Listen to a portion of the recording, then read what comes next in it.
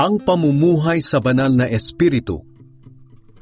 Kaya mamuhay kayo ng ayon sa nais ng banal na espiritu para hindi ninyo mapagbigyan ng pagnanasa ng laman.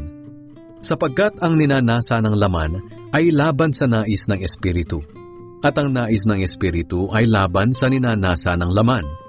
Magkalaban ang dalawang ito, kaya hindi ninyo magawa ang gusto ninyong gawin. Ngunit kung nagpasakop na kayo sa banal na espiritu, hindi na kayo sakop ng kautusan. Ang mga taong sumusunod sa ninanasa ng laman ay makikilala sa gawa nila.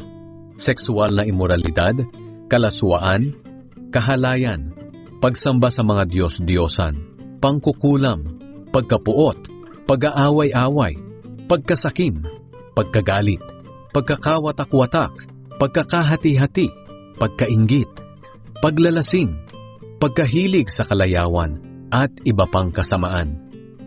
Binabalaan ko kayo tulad ng ginawa ko na noon.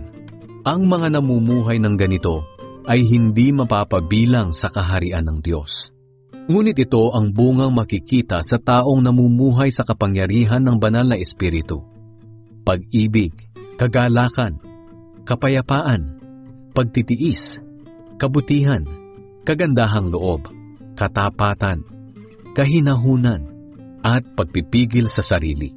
Kung ganito ang pamumuhay natin, hindi natin malalabag ang mga utos ng Diyos.